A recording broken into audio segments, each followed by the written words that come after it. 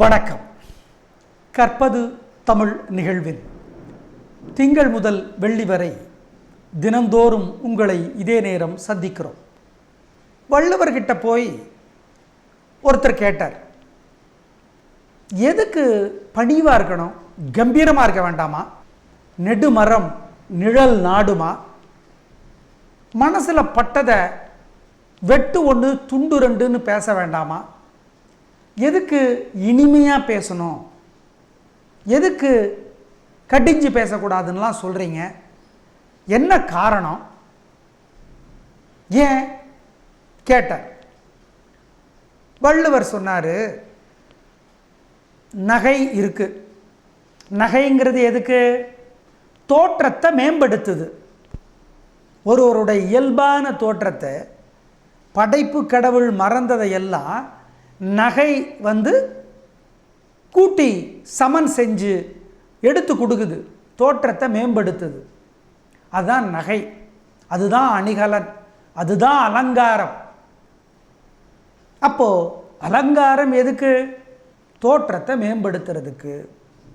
அதே மாதிரி நம்முடைய புறத்தோற்றத்தை மேம்படுத்துகிற மாதிரி அகத்தோற்றத்தை, உள்ள தோற்றத்தை, மனசினுடைய அழகை மேம்படுத்தணும். பணி உடையன் இன்சொலன் ஆதல் ஒருவர்க்கு அணி அல்ல மற்று பிற. இப்போ நீங்கள் எவ்வளவுதான் அழகான நகை போட்டுக்கிட்டு இருந்தாலும், நல்ல உடைகள் அணிந்து கொண்டு வந்தாலும், பேச்சில் கர்வம் இருந்துச்சுன்னு வச்சுக்கோங்க, என் நகை எவ்வளவு விலை தெரியுமா, நீ போட்டிருக்கிறதெல்லாம் நகையா அப்படின்னு கல்யாண வீட்டில் ஒரு அம்மா இன்னொரு அம்மாவை பார்த்து கேட்டால், அந்த அம்மா அதுக்கப்புறம் பேசுமா அந்த அம்மா கிட்ட?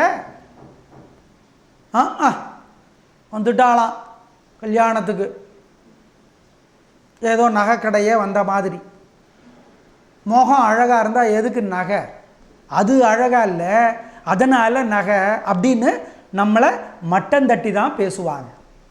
அதனால் பணிவுடையன் இன்சொலன் ஆதல், பணிவு. என்ன பணிவு? இப்போ யாரையாவது ஒருத்தரை எடுத்துக்கோங்க, இந்த அதிர்ஷ்டம் அதிர்ஷ்டங்கிறமே அது என்ன? அது இஷ்டத்துக்கு வர்றது அதிர்ஷ்டம், சரி. அது ஏற்கனவே உங்களுடைய முன்னோர்கள், பெற்றோர்கள், மூதாதையர்கள் செய்து வைத்த நல்ல புண்ணியமான செயல்களுக்கு நீங்கள் பெற்றுக்கொள்ளுகிற பலன், அவ்வளோதான். அதான் அதிர்ஷ்டம். அப்போது ஒரு மனிதனுடைய வெற்றியை எடுத்து பாருங்க, அவனுடைய தனிப்பட்ட முயற்சி மட்டும் பத்தாது அப்படிங்கிறது எல்லாருக்கும் தெரியும். ஆத்திகவாதிகளுக்கும் தெரியும், நாத்திகவாதிகளுக்கும் தெரியும். என்னென்ன? ஒரு தனிப்பட்ட மனிதனுடைய முயற்சி மட்டும் அவனுக்கு வெற்றியை தந்து விடாது. அப்போ என்ன பண்ணணும்? பணிவுடையவனாக இரு. வித்யா கர்வம்னு ஒன்று சொல்கிறாங்களே, வித்தை இருந்தால் கர்வம் இருக்குமாமே, அந்த வித்தையே இயற்கையினுடைய கருணை தானே. 2 குழந்தைகள் ஒரே நேரத்தில் இரட்டை குழந்தைகள் பிறக்கிறார்கள். ஒருவன் புத்திசாலியாக இருக்கிறான், இன்னொருவன் முட்டாளாக இருக்கிறானே, என்ன காரணம்? ஒரே நேரம், கிட்டத்தட்ட 2-3 வினாடி, 2-3 நிமிஷம் தான் வித்தியாசம். அப்போ நான் கஷ்டப்பட்டேன், நான் முயன்றேங்கிறது மட்டும் சரியாக வருமா? வராது. எனவே தான் பணிவோடு இரு. ஏனென்றால் நம்முடைய திமிர், நம்முடைய கர்வம் இன்னொருவரை காயப்படுத்தும். அந்த காயப்படுத்தப்பட்டவர்கள் சும்மா இருப்பாங்களா? நம்மை அழிக்கிற நேரம் பார்த்து காத்திருப்பார்கள். நாம் பலவீனமாகிற பொழுது ஒரே அடியாக போட்டுருவான். மட்டை ஆட்டத்தில் நேரடியாக பந்து வீசுகிற பொழுது பல மட்டையாளர்கள் தடுப்பாட்டம் ஆடுவார்கள். ஒரு பந்து கொஞ்சம் வெளியில் போகிற மாதிரி போட்டால் மட்டையாளர்கள் அந்த பந்தை தூக்கி அடிப்பாங்க, 6 ஓட்டங்களுக்கு போயிடும். அந்த மாதிரி தான். எனவே தான் பணிவுடையவனாக இரு. ஒரு மிகப்பெரிய நடிகர் விமானத்தில் போனாராம். அவருக்கு ஒரே கர்வம், நம்ம பெரிய நடிகர், நம்ம பெரிய ஆள் அப்படின்னு நினச்சிக்கிட்டு உட்காந்தாராம். பக்கத்தில் ஒருத்தர் பேசாமல் அவர் பாட்டுக்கு புஸ்தகம் படிச்சுக்கிட்டு உக்காந்துக்கிட்டு, அப்புறம் விமானத்தில் கொடுக்குற தண்ணீர் அல்லது உணவுப் பொருட்களை வாங்கி சாப்பிட்டுக்கிட்டு பேசாமல் இருந்தாராம். உடனே இந்த நடிகர் சொன்னாராம், நான் யார் தெரியுமா, தமிழ்நாட்டினுடைய மிகப்பெரிய நடிகர். அப்படியா, ரொம்ப சந்தோஷம், நன்றி அப்படின்னாராம். நீங்கள் யாருங்கன்னு கேட்டாராம்.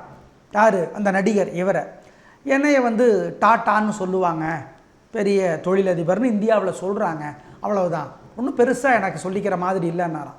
அதிர்ந்து உடஞ்சி போயிட்டாராம் நடிகர். டாட்டா யார்? குக்கிராமத்தில் கூட கேட்பாங்க, நீ என்ன பெரிய டாட்டாவா, நீ என்ன பெரிய பிர்லாவா அப்படின்ட்டு. அப்படிப்பட்ட டாட்டாவே அமைதியாக தான் இருந்தாராம். எனவே தான் இன்சொலன் ஆதல், இனிமையாக பேசுவது, ஒருவருக்கு அணி அல்ல மற்ற பிற, உங்களுடைய மனசினுடைய சிறப்பை செழுமையை மேம்படுத்துவது அதுதான். என்னது? இன்சொலன், இனிமையாக சொல்லுவது, எளிமையாகவும் பணிவாகவும் வெளிப்படையாக பேசாமல் சூசகமாக பேசுவதும் தான் இந்த காலகட்டத்தில் ஒருவருக்கு அவருடைய சிறப்பை செழுமைப்படுத்தும். ஆனால் அதே அர்த்தத்தோடு அப்படிங்கிறது தான் கருத்து. அதை நீங்கள் புரிஞ்சுக்கிட்டா போதும்.